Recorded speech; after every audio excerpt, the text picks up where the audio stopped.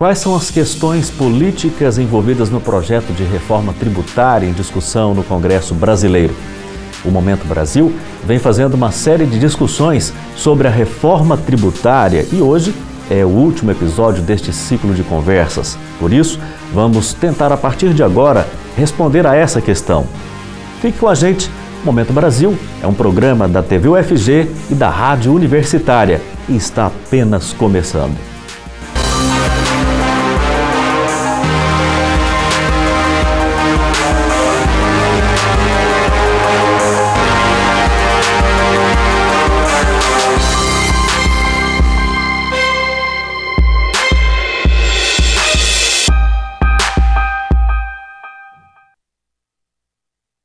Para debater os aspectos políticos do projeto de reforma tributária, o Momento Brasil recebe hoje o Dr. Cleuler Barbosa das Neves, especialista em Direito Tributário e professor da Faculdade de Direito da Universidade Federal de Goiás. Obrigado pela sua presença aqui no Momento Brasil. Nós que agradecemos lá da Faculdade de Direito pela lembrança, pelo convite da TV UFG. Para nós é sempre um prazer poder debater questões que são assim, tão importantes para os rumos, do Brasil. Queremos também agradecer a presença do advogado e vice-presidente da CIEG, Dr. Renaldo Limiro, que nos honra com a sua presença aqui hoje também. Seja muito bem-vindo. A honra é nossa, falando em nome da CIEG. É importante, como disse o professor Cleuler, estarmos aqui para discutir assuntos de tanta relevância nacional, muito embora ainda pouco obscuro, mas vamos tentar esclarecer aqui, tanto quanto possível, o que o setor produtivo espera dessa reforma tributária. Qual é o papel na sociedade da CIEG, da Associação Comercial, Industrial e de Serviços, no caso aqui do estado de Goiás? Qual é o papel da CIEG?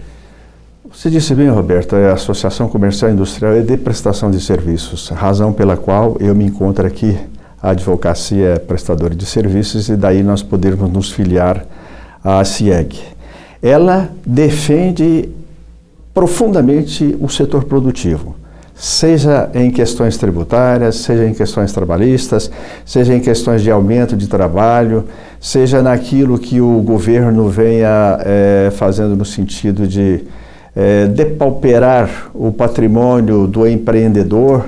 Então ela trabalha no sentido de que o empreendedor tenha efetivamente uma casa, tenha ali efetivamente uma retaguarda.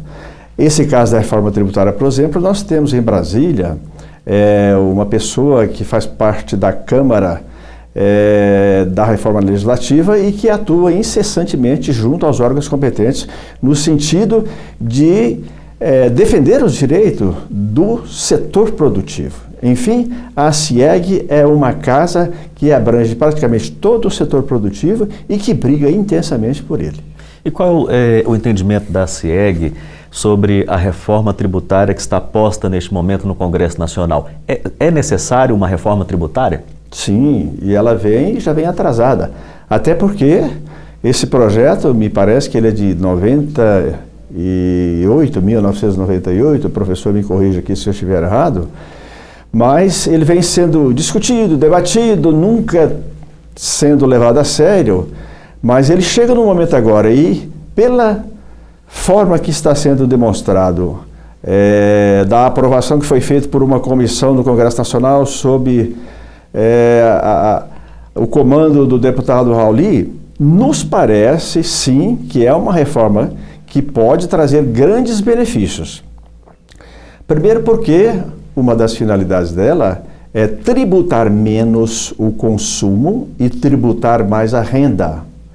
Uma outra situação é acabar com essa guerra fiscal, porque hoje todos os estados vivem brigando. O estado de Goiás é um privilegiado com relação a esses favores da chamada guerra fiscal, e aqui instalaram-se diversas empresas, então isso para o estado de Goiás é bom. Só que essa modificação nós já sabemos, vai ter uma carência e depois ser aprovada depois de 5 anos. Então são questões dessa natureza que nós vimos assim, que o setor produtivo vai ter um grande avanço, inclusive com relação a questões dos tributos, porque sairão os tributos que serão incorporados em outros. Em outras situações, tributos que às vezes são cobrados pelo Estado passam para a União. Outros, pode acontecer o inverso, o tributo de cidadania passa para o Estado e o município da mesma forma. Então, a forma como ela está sendo apresentada, e que nós vamos discutir aqui, eu entendo que sim, ela seja muito boa para o setor produtivo, de um modo geral para a sociedade, porque busca também a justiça social. Professor Cleuler, permita-me chamá-lo de professor, o senhor, eu vou colocar a mesma pergunta. A academia acredita que é necessária uma reforma tributária? Eu penso que sim. O país vive alguns ciclos e reformas tributárias são também cíclicas. Se você analisar ao longo da história do Brasil, nós tivemos esses ciclos de reforma tributária. O que eu acho mais importante para levar em consideração uma reforma tributária é a gente partir de dados mais empíricos e evitar fazer balão de ensaio com a economia nacional. Então, é preciso delinear melhor esses dados a partir dos quais uma reforma tributária vai ser desenhada. E acho que ela tem que ser pensada num conjunto maior também. Assim. O Estado brasileiro ele tem características assim, sui generis. Né? É um Estado que arrecada, tem uma carga tributária muito elevada, então pressiona demais o setor produtivo. Ele tem altos índices de sonegação. Nós temos valores de inscrição em dívida ativa da União acima de R$1 trilhão. Isso acabaria hoje, se fosse executado e cobrado efetivamente, com o déficit primário, déficit secundário, acabaria com o déficit público. Nós não falaríamos de déficit público, talvez nem em reforma da Previdência. Então nós temos uma elevada carga tributária, uma elevada sonegação e também temos um problema de despesas muito elevadas por parte do próprio Estado. O Estado tem uma despesa muito elevada, isso pressiona ele muito do ponto de vista fiscal, ele acaba, quase toda reforma que ele apresenta, ele quer aumentar essa arrecadação, já em cima de uma carga tributária bastante elevada para os padrões mundiais. Então eu penso que uma reforma tributária deveria levar todo esse conjunto em consideração, inclusive a inserção do próprio país do ponto de vista geopolítico na conjuntura mundial. Então, se o Brasil pretende se destinar a fazer o que mesmo, afinal de contas? Por exemplo, eu posso olhar para o estado de Goiás e ver que nós somos um estado ainda agrário, mas introduzimos alguma coisa, né, com alguns programas de incentivos, alguma coisa de indústria. Então ele vai ser agroindústria, mas tem que ter agregação de valor. Nós poderíamos disputar, por exemplo, posições no mundo de produção de software, como fez a Índia. Então, que tipo de atividade realmente estratégica nós iríamos estimular para ter uma espécie de recolocação melhor? E muito preocupado também, acho que o doutor Reinaldo Brito tem razão, com os aspectos assim, de justiça social, porque essa elevada carga tributária, ela pesa muito sobre a sociedade e há parcela da sociedade que não tem capacidade tributária e paga muito tributo indireto. Então precisaríamos também equacionar isso melhor para evitar o que a gente chama de injustiça fiscal. Doutor Reinaldo, o senhor falou que hoje o sistema ele tributa muito a questão final, a consumo. E eu fico aqui me perguntando, a população, mesmo que de baixa renda, ela também precisa consumir. A sociedade é capitalista, ela precisa do consumo para girar o capital, recurso, o modo de produção é assim. E aí, ao penalizar a ponta o consumo com tributos, prejudica também o setor produtivo. Esse raciocínio é correto? Sim, é absolutamente correto. Porque o setor produtivo está aí, né, fornecendo desde alimentos, o comércio, a indústria, enfim, a prestação de serviços, todos, né, de um modo geral, acabam utilizando. Agora, nós temos aqui, e o que querem fazer uma inversão disso aí, é que falam que a contribuição hoje é feita de forma regressiva, ou seja, penaliza mais quem ganha menos. Isso no sentido de que quem ganha mais vai pagar o mesmo que paga o menos, só que quem ganha mais, aquela tributação vai significar pouca coisa. Então querem inverter essa situação para a chamada contribuição progressiva, ou seja, quem ganha mais vai pagar mais. Aliás, é esse, né, o contexto geral da tributação, é aqueles que ganham mais sustentarem os que ganham menos. Então o significado disso é muito importante, porque daí vem-se o que denomina de imposto sobre valor agregado, que é um imposto que eles instituiriam, onde ao invés de se cobrar em toda a cadeia, cobrar-se-ia somente lá no final. E ao invés de em toda a cadeia cobrar imposto sobre imposto, que é o que eles denominam, pagar-se-ia somente no final e sair-se-ia muito mais barato essa situação. Então, é muito envolvente a situação, a questão é um pouco obscura, conforme disse o professor Kleuler, mas a gente tem que ir tentando desbravar de alguma forma o pensamento do legislador, que ainda está imaturo e ainda não foi discutido, no sentido de trazer para a nossa classe do setor produtivo, que ela é muito abrangente, né, aqueles benefícios que nós entendemos e levá-los lá no Congresso Nacional, conforme tem pessoa da CIEG lá, no sentido de colocar, de embutir nos deputados, nos senadores que vão discutir isso, né, esse sentido de que assim deva ser. Dr. Kleuler, e quando a gente ouve o representante, o Dr. Renaldo, falando que o próprio empresariado, o próprio setor produtivo está sentindo que precisa de mais informações, vocês também estão percebendo isso na legislação? Ela não aprofundou bastante, o suficiente para esclarecer? Como é que está isso? Eu acho que é uma reforma tributária bem complexa. A hora que você para olhar a proposta de emenda constitucional, ela tem muito detalhe e tem muita coisa que, pelo menos até agora, não foi colocada a público ainda para uma discussão mais aprofundada, das bases, dos fundamentos. Principalmente, eu gostaria de olhar os fundamentos econômicos, e se tivesse dados mais empíricos mesmo, que fossem medições avalizadas por algum método estatístico, alguma coisa que permitisse a gente vislumbrar os efeitos dessa possível reforma, porque também o próprio setor empresarial acho que vai sentir isso. Ninguém quer correr um risco muito elevado. E se a reforma tributária não atender aquilo que ela promete? E se ela realmente acabar impactando ainda mais, ou com carga tributária ainda mais elevada o setor produtivo?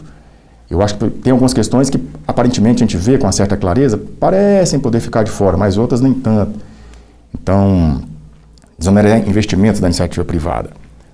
Todo gasto que a iniciativa privada fizer para poder ampliar os seus investimentos, e ela está fazendo isso para correr risco, acaba de uma certa forma gerando mais emprego, gera mais renda, pode gerar uma série de benefícios, gera até mais tributos. Então, quando ela pegar um dinheiro e um capital e investir em algo produtivo, de fato, aí pelo que eu li na proposta de emenda, isso poderá ser objeto de isenção. Então, tem uma série de leis complementares e mesmo leis ordinárias que ainda poderão vir depois dessa reforma, que a gente não sabe nem em que sentido elas virão, elas não foram apresentadas e a gente ainda não viu os fundamentos. Então eu vejo algo muito complexo, bastante complexo, que demandaria mais estudo, mais aprofundamento, mais discussão com essa sociedade que vai receber o impacto disso aí, tanto de pessoa física quanto pessoa jurídica, e o próprio cidadão vai receber muito o impacto disso aí.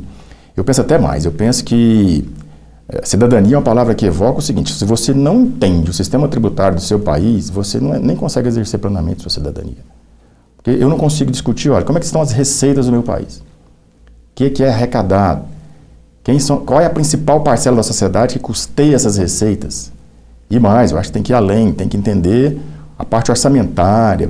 Muito bem, isso está sendo empregado em quê? Como é que estão os nossos gastos? Por isso que um dos pontos positivos que eu vejo nessa reforma, se assim ela, pelo menos é a promessa, é o aceno, é, por exemplo, a simplificação do sistema tributário. O sistema tributário tem que ser simplificado, porque implica em custos para a iniciativa privada, mas implica também em outra coisa, é difícil de entender. Essa simplificação, eu quero que a gente fale um pouquinho mais sobre ela após o intervalo. O Momento Brasil vai para um rápido intervalo. Nós estamos discutindo aqui os aspectos políticos da reforma tributária. Não saia daí, a gente volta rapidinho, em um instante só.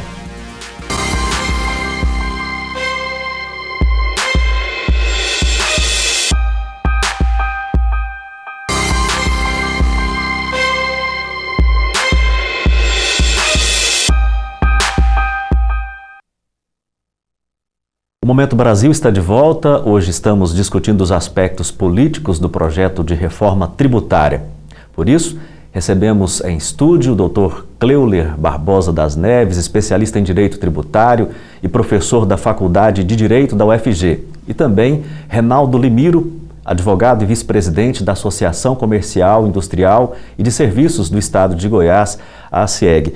Dr. Kleuler, no intervalo Antes do intervalo, falávamos sobre a questão de que o sistema tributário é complexo e precisamos, então, de partir para uma simplificação, inclusive visando a transparência. Acho que sim, sem dúvida. Na proposta que está atualmente colocada, uma tentativa de simplificação é acabar com ICMS, IPI, porque o ICMS, quando o Brasil fez a Constituição de 88, nós colocamos essa competência para os Estados-membros. Eles têm algumas limitações, mas 26 Estados-membros legislando. Você pode ter diferenças, legislando e ainda dentro de um cenário de guerra fiscal. Isso provoca ainda mais diferenças, instruções normativas de toda a ordem. Poder simplificar isso tudo a partir de uma única legislação federal uniforme, me parece que é bem-vindo. Acho que isso é bem-vindo porque vai facilitar o setor produtivo até entender a tributação e também facilitar que a população entenda um pouco mais essa tributação. Essa tributação deveria ser mais transparente para a gente entender qual é a carga tributária que você está pagando ali no ato, seja no ato de consumo ou mesmo quando você impõe imposto sobre renda ou serviço, a população entender melhor daquilo que ela está pagando num determinado momento que caracterize qualquer fato gerador tributário, qual é a parcela que o Estado está arrecadando. Acho isso importante em cada ato e importante também nos relatórios que devem ser apresentados pelos estados, União, Distrito Federal, municípios, sobre a sua arrecadação. Como é que está essa arrecadação foi produto de quê? Para que a população pudesse acompanhar, possa acompanhar um pouquinho mais proximamente de onde vêm esses recursos e como é que eles, ao final, são empregados. Doutor Reinaldo, sobre esse aspecto que nós colocamos aqui, eu gostaria que o senhor fizesse um comentário, tecesse as suas ideias e acrescentasse aqui para o nosso telespectador o que é custo Brasil, o que é esse custo Brasil, o quanto ele impacta o setor produtivo. Vamos fazer o inverso, vou responder do final para o primeiro, Roberto. O custo Brasil é aquilo que se gasta para a efetivação de cada coisa. No exemplo específico aí da questão tributária, no Brasil gasta-se por ano 2.600 horas para se fazer uma correta tributação de todos os tributos existentes. Comparativamente com a América Latina, gasta-se cerca de 430 horas por ano, e com relação aos países da Organização de Cooperação e de Desenvolvimento Econômicos, que são cerca de 34 países, gasta-se cerca de 134 horas. Ora, esse custo aqui no Brasil de 2.600 horas para que se possa, dentro de uma determinada empresa, fazer ali toda a contabilidade corretamente, isso custa muito caro. E o que custa muito caro vai custar no final para nós consumidores. Porque a empresa, a indústria ou o comércio que paga aquele custo para uma empresa de contabilidade, tudo aquilo vai influenciar no custo do que ela tem para o produtor final, que somos nós. Então, o custo Brasil, especificamente nessa situação, é isto. Por outro lado, diante da complexidade dessa lei falada pelo Dr. Kleuler, complexidade de leis de ordem tributária, porque a cada dia ou a cada hora sai uma portaria, sai uma instrução normativa, sai uma resolução, sai uma legislação, sai qualquer coisa referentemente a isso, existe aí uma grande dificuldade do exato cumprimento de toda essa malha legislativa, o que leva com que o Brasil tenha cerca de 500 bilhões de sonegação por cada ano e faz com que o custo Brasil fique mais caro. Então, imaginou-se se o Brasil tivesse uma legislação onde se quer chegar com esta reforma muito mais simplificada, onde que todo mundo tem a condição de fazer uma contabilidade, né, um retrato das suas atividades econômicas bem transparente. Então, entrar-se-á nesta sonegação dos 500 milhões, vamos dizer que fique zerado, e daí, como disse o professor Kleuler, por que o Brasil precisaria de reforma de previdência? Por que o Brasil precisaria de aumentar a carga tributária? Então, são 500 bilhões de reais por ano que há de sonegação. E, em cima disso, imagina-se o prejuízo, de um modo geral, para todos, chegando hoje da forma que está, no consumidor final, porque o consumidor final é que acaba pagando tudo. Ao contrário, querem que acabe com isso, aí viria aquele imposto de valor agregado, né, onde se tributaria por cada ordem na produção, na condução, na venda, no consumo, ao contrário do que hoje se tributa tudo de novo lá no final. Então, é muito interessante essa situação, porque se conseguir aprovar coisas dessa natureza que nós não sabemos ainda com profundidade, mas estamos trabalhando no sentido de que as coisas ocorrerão assim, haverá uma grande, vamos dizer, melhoria em termos de arrecadação de tributação e nós, consumidores finais, nós que pagamos os impostos, seremos tributados de uma forma mais justa. É uma justiça social que se busca e parece que o modelo desenha para isso. Dr. Cleuler, e a maneira com que está sendo conduzida no Congresso Nacional a discussão sobre a reforma tributária? Qual a sua avaliação? Uma reforma tributária, ela atinge a sociedade inteira. Eu acho que, por isso, e acho que o doutor Reinaldo Limeiro tem razão, precisa de uma discussão mais ampla mesmo. Nós precisamos conhecer melhor, precisa dar mais tempo para quem é da área técnica avaliar, inclusive fazer algum ensaio do tipo de projeção, a partir de dados estatísticos, a gente poder projetar. E ainda vejo mais, acho que uma reforma, analisar só a reforma tributária, analisar só a receita, como é que vai ficar a receita primária do Estado? Eu também acho pouco isso. Seria preciso que o Estado viesse com um compromisso de redução de despesas muito forte. A Constituição de 88, há dados que mostram que ela permitiu a elevação da arrecadação dos estados da ordem de 2% do PIB. Mais de 70% desses recursos foram comprometidos com despesa corrente. Despesa corrente implica também gasto com pessoal. Nem toda despesa corrente é ruim. Você faz no hospital, o gasto com pessoal aumenta extraordinariamente. Despesa corrente. Todo mês tem aquela despesa. Isso não significa que é uma despesa ruim, mas mais de 70% significa o seguinte: do ponto de vista histórico, a Constituição Federal de 88 permitiu que os estados e municípios ampliassem suas arrecadações. Também ampliaram o rol de obrigações. Mas tanto Estado quanto município tem um gasto com pessoal muito elevado. Precisamos reequacionar isso de alguma maneira. Não é um desafio fácil, porque grande parte desse gasto com pessoal está em saúde e educação, que tem elevadas despesas correntes. Mas nós temos que inventar fórmulas, maneiras de ter uma eficiência melhor na prestação desse serviço público. A palavra eficiência, eu acho que ela é chave, porque é isso que permite, a eficiência que permite você pensar a longo prazo redução dos gastos públicos. O gasto público hoje pressiona demais a própria reforma tributária. Essa redução do gasto público, ela é necessária também, ela tem que vir junto. Porque, muito possivelmente, eu não vi os números, a gente precisaria olhar para as projeções, essa reforma tributária estaria ligada a um aumento de arrecadação? Possivelmente. Por quê? Porque o próprio Estado, o governo, União, Estado e município, está muito pressionado pelos seus déficits fiscais. Isso não deveria impulsionar uma reforma tributária. O que deveria impulsionar uma reforma tributária a longo prazo é a eficiência. Eficiência tanto do lado do Estado quanto da própria iniciativa privada. O Brasil tem que se tornar um país mais eficiente para conseguir a sua inserção mundial. Essa eficiência permite você, a longo prazo, reduzir carga tributária, que o Brasil precisa. Temos elevada carga tributária. O senhor concorda com esse ponto de vista? Plenamente. A sua indagação, como anda essa reforma tributária, sabemos aí que foram feitas já algumas audiências públicas, consultados alguns segmentos que às vezes têm interesse mais direto, e o setor produtivo também já foi consultado em audiência pública, seja pela Fiesp, seja pela FIEG, seja pelas entidades, associações comerciais, federações de indústrias, federações do comércio, mas entendemos que está muito preliminar, muito nas preliminares. Não houve propriamente um aprofundamento, porque ouvidas estas, vamos dizer, instâncias do setor produtivo, eles têm sim muito a oferecer. A CIEG, por exemplo, está oferecendo, mas ela, num sentido assim, é muito restrito. É preciso que seja ampliado mais lá, inclusive no próprio Congresso Nacional, porque lá no Congresso Nacional as discussões estão assim muito na fase preliminar, porque ouviu-se alguns segmentos, mas a sequência depois não foi.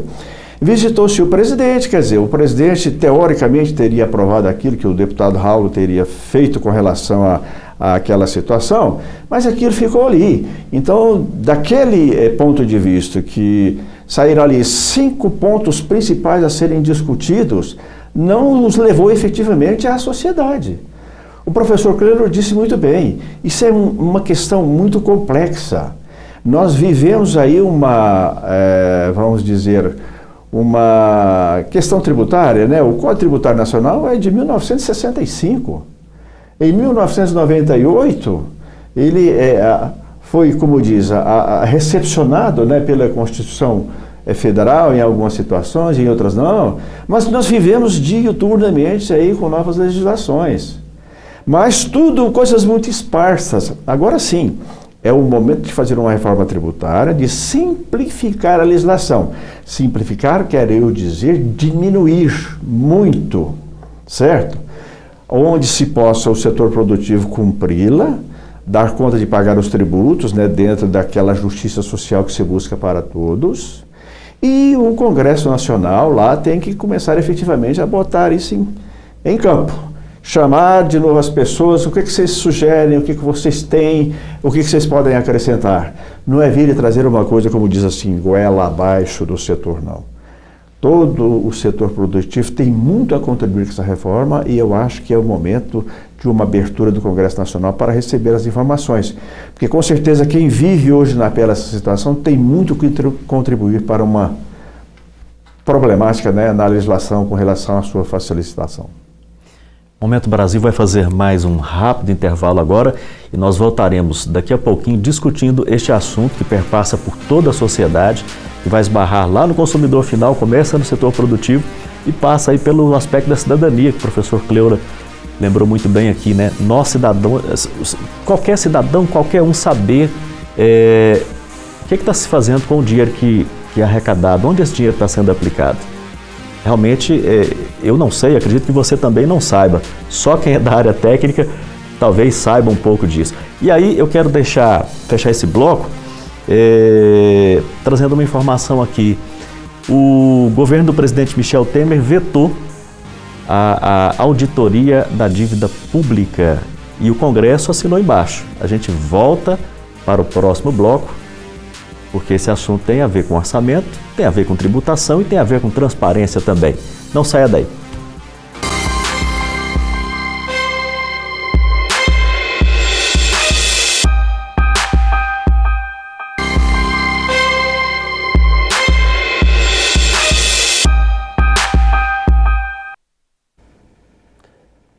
O Momento Brasil está de volta numa conversa sobre os aspectos políticos do projeto de reforma tributária. Por isso, recebemos em estúdio o professor Cleuler Barbosa das Neves, especialista em Direito Tributário, professor da Faculdade de Direito da UFG. E também Renaldo Limiro, vice-presidente da Associação Comercial Industrial e de Serviços do Estado de Goiás, a ACIEG. Dr. Renaldo, que também é advogado. Eu fiz uma provocação aqui no bloco anterior, onde trouxe aqui alguns conceitos que foram colocados pelo professor Cleuler. Cidadania, transparência, e citei que há cerca de 2 semanas o presidente Michel Temer vetou a auditoria cidadã da dívida. O que o senhor acha disso? Eu penso que a dívida pública no Brasil, uma das principais despesas que nós temos no Brasil quando se faz a análise é o pagamento de juros. Por quê? Por conta de uma dívida pública muito elevada, por conta de despesas públicas muito elevadas, déficit público, por isso ele tem que ser combatido. A gente não tem dúvida disso. Mas eu vou dar o exemplo do estado do Rio de Janeiro, porque de 200 federados parece que foi aquele que conseguiu se colocar em pior situação. O Rio de Janeiro viveu durante muito tempo de royalties de petróleo. A queda do preço do petróleo na Bolsa Internacional fez o Rio de Janeiro perder uma arrecadação com a qual ele contou durante muitos e muitos anos. O Rio de Janeiro hoje vive uma situação caótica. Precisa de socorro? Eu digo que sim, precisa de socorro. Então a gente vê um ente público para o qual não há previsão na legislação nem de falência, nem de recuperação judicial. Eles estão dando o novo nome de recuperação fiscal do Estado do Rio de Janeiro. Muito bem, precisa ser feita? Precisa ser feita. Eu concordo que precisa ser feita. Mas alguém olhou como é que essa dívida pública foi consolidada? Como é que ela foi adquirida? Porque uma das questões de recuperação judicial de qualquer pessoa jurídica é essa negociação com os credores. Eu penso que precisa dessa negociação com os credores. Então, quando essa dívida foi contratada, por quem ela foi contratada, de que forma, quais suas bases de cálculo, quais os juros, quanto dela já foi amortizado, qual a parcela de juros dela poderia ser renegociada, porque um dos grandes gargalos do Brasil é o pagamento de juros. Eu não digo que não precise irmos lá e ajudar o Rio de Janeiro. Porque, de outra forma, o recado que se passa também é assim, talvez que o Estado que tenha feito a pior das gestões seja o primeiro a ser socorrido. Tudo isso vem da onde? Do Tesouro. O Tesouro significa o seguinte, que é uma despesa com a qual todos nós vamos arcar. Todas as sociedades vão marcar com essa despesa. Se você olhar o principal índice de despesa do Rio de Janeiro, certamente, eu não tenho os números aqui, mas a minha hipótese, acho que ela pode ser verificada, ela pode ser experimentalmente verificada, é que, se não o principal dos principais itens do Rio de Janeiro é o pagamento de juros. Então, uma proposta de auditagem do que se deve, acho ela bem-vinda não só para o Rio de Janeiro, eu acho que toda a dívida pública de qualquer ente público. O senhor concorda com esse ponto de vista? Plenamente, porque beneficia-se o infrator mais grave, no caso do Rio de Janeiro. Merece sim, tem que se socorrer. Mas é preciso saber, porque o governo exige, né, nesse refis para os estados que ele está fazendo, uma contrapartida. Mas entendemos nós que essa contrapartida é tão mínima diante daquilo que ele vai possibilitar aos estados, que vai proporcionar com que estes favorecidos continuem fazendo da mesma forma. É só inchando a sua folha de pagamento, só contratando pessoas extra-concursos. Ora, o Brasil precisa de moralidade. Esses últimos 2 governos que saíram daí meteram a mão à vontade, roubaram literalmente. Dilma e Lula foram os ladrões e não se discute mais isso hoje em dia. Botou todas as suas pessoas em pontos estratégicos e conseguiram quebrar este imenso país. E agora estamos nessa dificuldade, todos nessa dificuldade, exatamente por causa da má administração desses governos petistas das 2 últimas décadas, dos últimos 13 anos. Então, quem está no comando do governo deveria ter aquele princípio constitucional, né, da moralidade, da publicidade, da legalidade, o que não aconteceu com o governo passado. Temer se encontra lá, está fazendo alguma coisa. Está trabalhando no sentido de reorganizar a situação das contas públicas. E sem essa reorganização é impossível. Uma das questões para a reorganização das contas públicas que ele está fazendo são essas diversas reformas. Passou-se a reforma trabalhista, acredita-se que essa reforma tributária deva passar. Então o que se tem que fazer é botar uma pá de cal em cima desses desmandos. É a Lava Jato continuar trabalhando no sentido de punir essas cabeças que entraram lá para governar. Não tem PT, PSDB, PMDB, PP, eu não tenho nada de privilégio não, eu quero que todos que roubaram vão literalmente para a cadeia. Porque se não fizermos isso, como diz o professor Kleuler, o Tesouro Nacional que vai ver é eu, é você, é o Kleuler. Nós é que vamos continuar pagando essa dívida. Não nós, porque o tempo não vai nos proporcionar, mas virão nossos filhos, virão nossos netos. Nós temos que trabalhar no sentido de botar uma moralização dentro da questão pública, porque até hoje isso tem sido levado com mãos leves. Tem que botar mão de ferro. Concordo plenamente com a situação exposta pelo professor.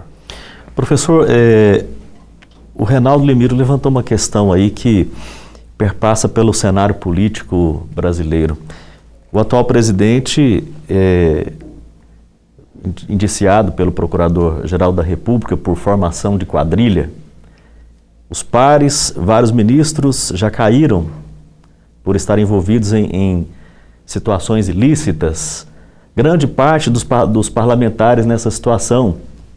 E aí, como é que nós brasileiros, trabalhadores, setor produtivo, como é que a gente acredita nesse governo que está aí agora, que tem a chave do cofre, que tem o Congresso na mão e que é completamente minado? Está aí a Procuradoria-Geral da República para falar isso, não eu. Como é que a gente fica nessa situação? É uma situação delicada. De fato, o governo tem um índice de credibilidade muito baixo. Mas do ponto de vista constitucional, das regras constitucionais, das regras do jogo em vigor, é o governo que nós temos. Né? Então, seguiu-se um procedimento, bom ou ruim, há quem reclame do procedimento. O procedimento pode ter sido mais duro com a Dilma, que foi um julgamento político, menos duro com o Temer, que também foi um julgamento político no recebimento da denúncia. Eu acho que nós temos que tirar algum aprendizado disso, não romper com o sistema que nós temos, que é um sistema, o sistema brasileiro, ele é democrático, ele caminha cada vez mais, eu penso, embora precise de reformas, para uma democracia mais e mais consolidada. Eu aposto, as minhas fichas eu apostaria na democracia mesmo. um rompimento com o sistema democrático pode levar a situações delicadíssimas. Você vê, eu dou o exemplo da Venezuela. Acho que a Venezuela entrou numa situação ultra delicada. Rompimentos de bases democráticas Então esse é o governo que temos. É com ele que teremos que chegar até o final. As propostas de emenda, eu, por exemplo, por que nós não pensamos numa proposta de emenda também? Pelo seguinte, para crime comum, doutor Reinaldo Miro, para crime comum, para que um quórum tão qualificado para se aprovar uma denúncia? Esse quórum poderia ser menor, um quórum de 1/3, porque também eu poderia ter algum agente político que chegasse legitimamente ao poder e que sofresse uma denúncia por parte da Procuradoria da República. Muito bem. Poderia, porque também a Procuradoria da República não está imune a aspectos políticos. Eu poderia exigir um quórum de aprovação, mas 1/3. Prática de crime comum, crime de responsabilidade, aí eu separaria. Poderia deixar um quórum mais qualificado. Por quê? Mesmo quem está na presidência da República, e outra coisa, não afastaria. Mas é o seguinte, olha, você não vai perder a possibilidade de prosseguir como presidente da República, mas você vai responder a um processo penal. Ser mais fácil o recebimento da denúncia, você continuar respondendo a um processo penal, mesmo na condição de presidente da República, mesmo na condição de presidente da República, você pode, como cidadão, praticar um crime comum. Se você praticou um crime comum, vamos colocar um quórum menor para filtrar um pouco as questões políticas, mas deixar o recebimento da denúncia passar. Ou seja, nós estaríamos dando um recado que é o seguinte: quando qualquer pessoa cometer um crime comum, ela responderá com direito a devido processo legal, contraditório, ampla defesa, tudo isso. Mas sem também afastá-lo do cargo, porque senão pareceria uma sanção antecipada de crime político. Condenação antecipada. Isso. Eu penso nisso. A lição que eu tiro de toda essa que o Temer fez de diferente da Dilma, ele conseguiu articular politicamente o que a Dilma não conseguiu articular. A sanção era política. O tribunal é político, você é julgado politicamente por um crime de responsabilidade. Ou a sua denúncia é ou não admitida politicamente. Eu manteria o quórum para um impeachment, mas eu abaixaria o quórum para o recebimento da denúncia para 1/3. Pronto. E a gente tirar disso um aprendizado. A República, a democracia vive de erros e aprendizados. Eu penso que esse seria um aprendizado que nós poderíamos tirar de todo esse episódio. Crimes comuns, o quórum bem reduzido. Eu vou aproveitar também uma fala do trecho que o doutor Reinaldo comentou sobre as reformas que estão em vigor. Passou aí a reforma trabalhista e nós até, o Momento Brasil até recebeu aqui algumas pessoas ligadas ao AB, a essa área de direito trabalhista. Recebemos aqui gente de vários setores que tratou desse assunto. E a minha pergunta é a seguinte: até que ponto o governo pode, comprando votos, fazendo jogo político ali, alterar as legislações até o ponto de ferir a Constituição Federal? Porque em relação especificamente à reforma trabalhista, vários dos nossos convidados aqui disseram, olha, mexeu em aspectos que ferem a Constituição. E aí, no caso da reforma tributária, para trazermos aqui para a nossa discussão, o governo pode mexer de maneira tão ampla na legislação assim? Bom, como a proposta de uma emenda constitucional, é um projeto de emenda constitucional, é uma PEC, começa na reforma trabalhista no ponto inaugural correto, que seria o seguinte: primeiro eu tenho que mexer na Constituição Federal. Alterar aspectos da Constituição Federal, ela prevê mais de 10 leis complementares, há uma referência sobre isso. Leis complementares elas vão ter que preencher grandes lacunas, ela vai dar alguns rumos. Mas do ponto de vista tributário, a regra básica que nós temos é a seguinte: direito tributário ele é reserva de lei. Você não pode criar um tributo senão por lei. É parecido com o direito penal, você não pode estabelecer que algum ato ou fato é crime, senão a partir de uma lei. E dali para frente, às vezes até editar no ano para começar a valer só no ano seguinte, para evitar uma surpresa para o setor empresarial que está. Porque eu não posso receber uma surpresa daqui 30 dias eu tenho que pagar um tributo. Peraí, eu não me programei para isso. Então, do ponto de vista do direito, a reforma começa com uma proposta de emenda constitucional, corretamente, perfeitamente, porque sem a alteração da emenda da própria Constituição Federal, você não mexeria em grandes bases, como, por exemplo, retirar dos estados a competência para o ICMS. Ele não pode mais legislar sobre ICMS. O grande tributo lá, que eles estão chamando de Imposto de Bens e Serviços, IBS ou IVA, talvez não se aproxime tanto a IVA, a denominação, acho que é o que menos importa. Eu só poderia fazer a partir de realmente alterações na própria Constituição.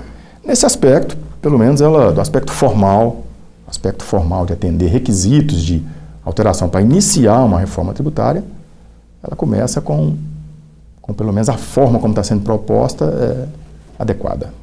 Posso só complementar Perfeitamente. aqui? Você tinha falado aí a respeito da reforma trabalhista. A reforma trabalhista, ao contrário de ser uma PEC, né, uma emenda constitucional, é simplesmente a lei ordinária. A CLT, que foi criada em 1943, é uma lei ordinária. Mas quanto aos aspectos que você disse, que as pessoas que aqui estiveram disseram que entrou muito infringindo a Constituição, eu vou discordar, se me permite. Claro, perfeitamente. Porque o artigo 5º da Constituição Federal prevê todos os direitos dos empregados, ainda com algumas legislações esparsas. E esses tempos atrás, num debate com o pessoal da CUT, a CUT veio dizendo que daqui a pouco não tem 13º, não tem mais férias, tudo terrorismo, certo? Porque não se mexeu absolutamente em nenhum dos direitos esculpidos lá no artigo 5º da Constituição Federal. Então, o que existe é muito terrorismo, no sentido de bagunçar o meio de campo. Porque, na verdade, eu acho que inconstitucionalidade pode existir que venha. Inclusive, já tem uma ação correndo nesse sentido e que o ministro do Supremo deu uma liminar, entendendo que falta ali ao empregado o direito de maior assistência, no sentido de não pagar custos processuais, mas isso é tudo questão preliminar. Então, eu acho que nós vamos amadurecer nessa reforma trabalhista e eu acho que 99% ali, com certeza, estaria dentro daquilo que a lei ordinária permite que se mexa. Tá certo. O Momento Brasil faz mais um rápido intervalo. A gente volta discutindo este assunto tão importante que impacta toda a sociedade brasileira. Não saia daí.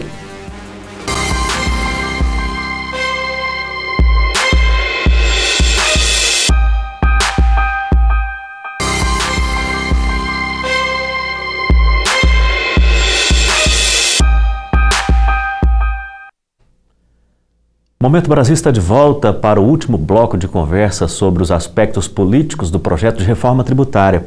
Hoje recebemos em estúdio o professor Cleuler Barbosa das Neves, especialista em Direito Tributário e professor da Faculdade de Direito da UFG. E também o advogado Renaldo Libiro, que é vice-presidente da Associação Comercial Industrial e de Serviços do Estado de Goiás, a ACIEG.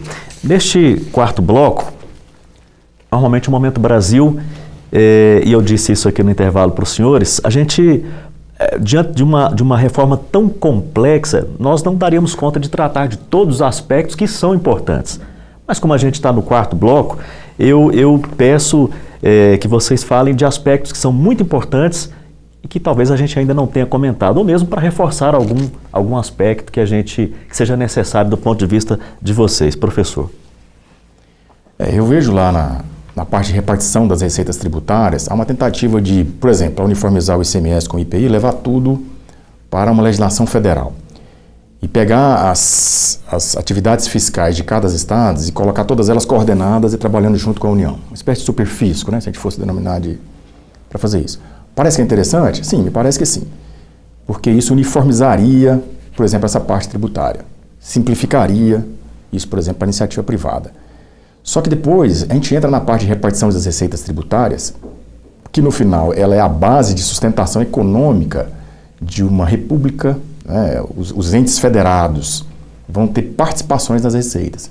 Então há uma série de percentuais da repartição do que a União vai arrecadar, que fica com ela, que fica com os estados, que fica com os municípios, ou desse novo imposto lá de bens e serviços, quanto vai ficar com a União, quanto vai ficar com os estados, quanto vai ficar com os municípios. São vários percentuais utilizados por exemplo, tem 70,22%, ele vai até a segunda casa decimal. Você vê que uma casa decimal ou duas casas decimais, nesse caso, é ultra relevante. Como é que essa repartição de receita vai garantir, por exemplo, as despesas, a continuidade das despesas correntes dos estados com hospitais e escolas? Como é que nós vamos... Porque você tirou o ICMS da arrecadação dos estados. Quer dizer, esses percentuais que estão lá e vão ficar numa emenda constitucional, se algum deles, por exemplo, precisar ser alterado, é nova emenda constitucional. Quer dizer... Nessa hora, praticamente, nós estamos dizendo o seguinte, não poderemos errar esses percentuais nem na segunda casa decimal. Esses percentuais vieram lá onde? Qual é o estudo que deu base a isso? Qual foi a projeção estatística que se fez para chegar exatamente àqueles percentuais? Eu ainda não vi isso, esses fundamentos. Mas isso me chamou muita atenção, porque faz parte do Pacto Federativo. E se porventura a gente vai cometendo um erro em algum desses percentuais, implica em nova reforma tributária, pelo menos na parte que está ali colocada. De outros critérios de repartição, eles evocaram leis complementares vão fazer isso. Então, ficaria de novo a discussão aberta Porque a gente vê um pouco isso, vimos isso, quando cada estado pôde legislar na guerra fiscal.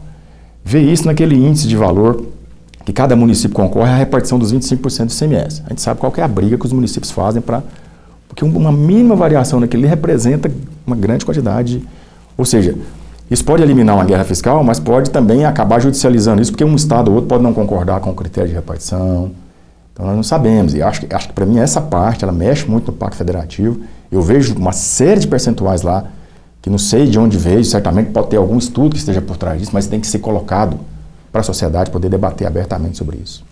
Doutor Reinaldo Limiro, o setor produtivo, que outro aspecto em relação ao setor produtivo, que outro aspecto a gente poderia relevar aqui nesse momento? O setor produtivo aplaude essa reforma da maneira que ela está sendo apresentada, no sentido da simplificação, no sentido da economicidade, no sentido da desoneração da carga tributária com relação a maquinários, porque proporcionaria a maior venda de maquinários e, por consequência, a contratação de empregos. Mas o setor produtivo não concorda, mesmo que diante de toda essa mexida generalizada que se pretende fazer, não se baixará o valor da carga tributária, que é os 33%, 35% que falam alguns, outros falam 38%, 40% do PIB, etc. e tal. Porque dentro de todo esse contexto aqui falado, imaginava-se que poder-se-ia deduzir esse percentual tão alto do PIB brasileiro, mas não. O próprio deputado e a comissão da reforma do Congresso Nacional disseram que não tem essa finalidade de redução da carga tributária, que os 33% ou os 35% continuarão. Então isso é ruim, de um modo geral, para o setor produtivo, para a sociedade, para nós consumidores, para, enfim, a justiça social que se busca. Se ela chegar de outra forma, beleza, mas com relação ao bolso de cada um, pode ser que haja aí uma distribuição talvez mais equitativa. Mas, lamentavelmente, a redução da carga tributária não será observada. Lamentavelmente, fica aqui esse protesto do setor produtivo que dever-se-ia ver também, para baixo essa situação. Professor Cleuler, e aí qual o caminho, além dessa transparência, da discussão com a sociedade? Porque o Reinaldo colocou uma situação que eu acho que a maioria das pessoas não estavam atentas para ela. Simplificou, mas não vai reduzir? Qual seria o caminho? Eu também penso, a minha hipótese que eu levantaria é que não há redução.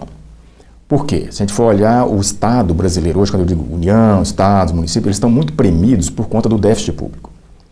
Haveria duas formas de combater o déficit público, tentar ampliar a arrecadação ou reduzir suas despesas. Eu acho que junto com a reforma tributária tem que vir necessariamente um compromisso de longo prazo do Estado brasileiro em reduzir suas despesas e transformá-las em despesas mais eficientes, mais efetivas, mais eficazes. Porque aí a longo prazo nós poderíamos começar a acenar com uma desoneração do setor privado, que é importante. Não adianta. O Brasil tem uma equação no final das contas que ela é muito perversa. É uma elevadíssima carga tributária em relação ao PIB.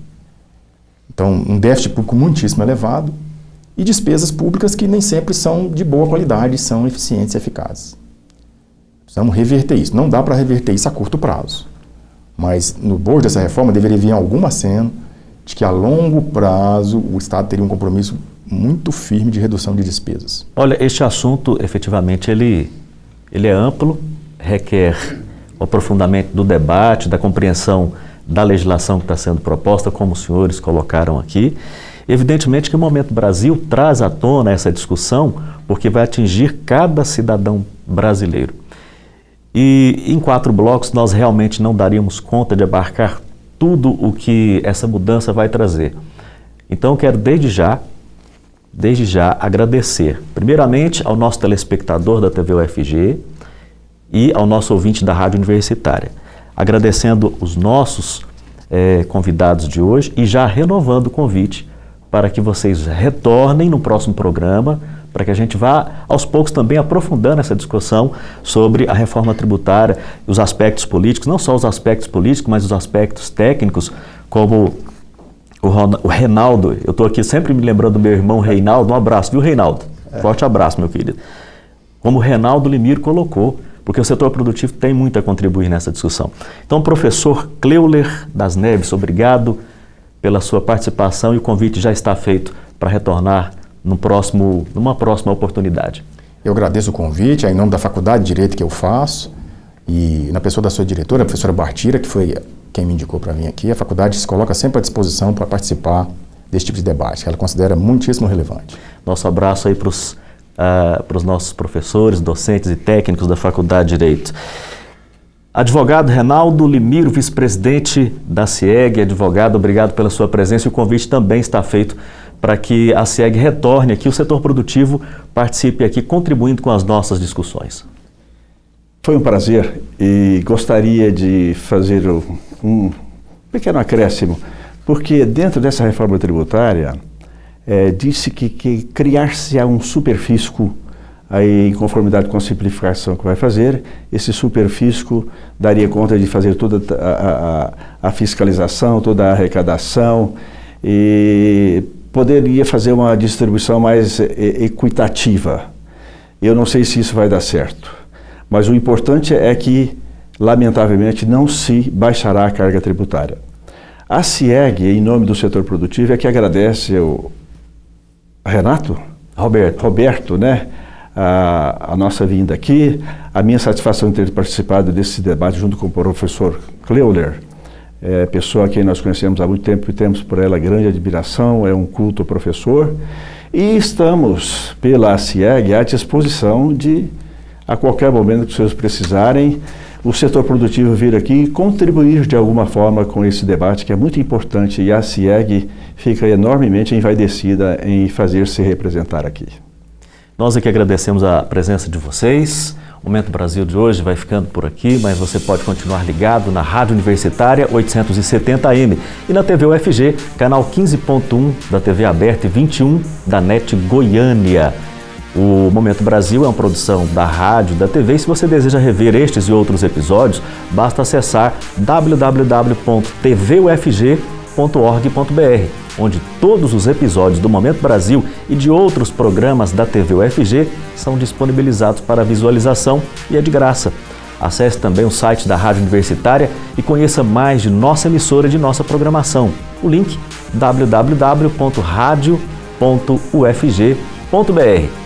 Você pode acompanhar a gente também por nossas redes sociais, como Facebook, Twitter, Instagram e muito mais. Olha, o Momento Brasil é uma produção da TV UFG e da Rádio Universitária. Nos vemos no próximo episódio. Até lá!